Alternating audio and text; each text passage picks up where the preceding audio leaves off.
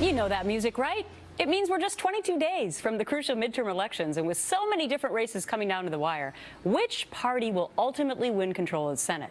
The experts' opinions differ to some degree, so the New York Times gives Republicans a 65% chance of taking the Senate majority.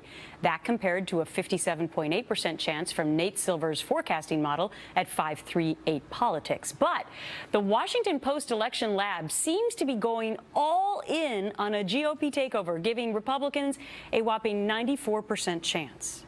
Joining me now, Dan Gerstein, president of Gotham Ghostwriters, and David Avella, president of GOPAC. All right, Dan, that last figure has to make Democrats nervous. Well, I think a lot of other things are making Democrats nervous, which is primarily the numbers President Obama's approval rating, which has been a major drag on the party. And for a number of these candidates, they're running in either purple or red states, which are going to really determine the outcome of this election. To some degree, though, my reaction to all of this is, A, who's surprised?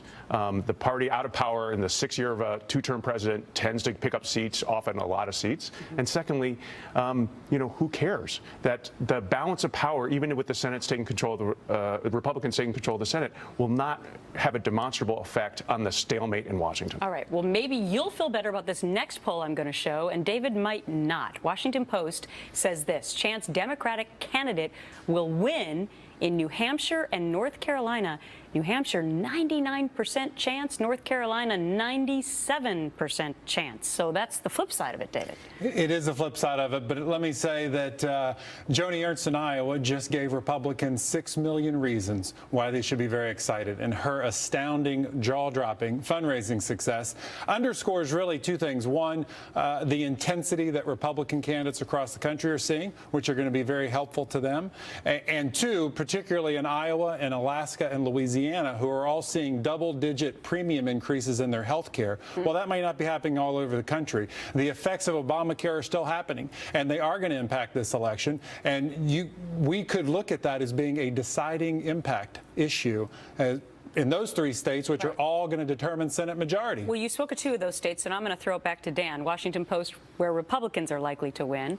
Arkansas, 93%, Alaska, 92%, and Louisiana, 90%. That is not good news for the incumbent down there. No, but I think a lot of these races are going to be a lot closer than this 90% certainty in many respects, because there's going to be such low turnout elections. Why?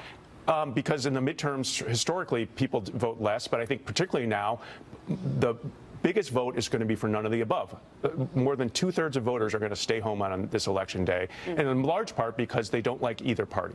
And to some degree, that hits on David's point of why Republicans have a slight edge. They're more motivated. Yeah. They have negative energy. They have anger towards the president, and that's going to give them a slight turnout edge. When you look at the enthusiasm polls, the Republicans are leading. Absolutely. Those, right? No question. Let's keep in mind, as baseball tells us, no runs are scored with runners just on base. You have to cross home plate. Yes, you do. That said, certainly we are in a good position, but we have to stay strong, because Harry Reid's going to pull out every stop he can. And if that means voter fraud, he'll do it. If that means saying whatever he needs to, he will do it. And in these next 22 days, Republicans need to stay prepared. All right. And I guess Dan would say the same thing. Well, I'll just add in Arkansas that this will be a very interesting test of President Clinton's enduring power there, because he's campaigning heavily for Mark Pryor, and that race is very close, and we'll see how much he can help him get over the finish line. All right. Just a couple of weeks away. We'll see who ends up being right. Dan, David, thank you. Time to check in with Shepard Smith, reporting live from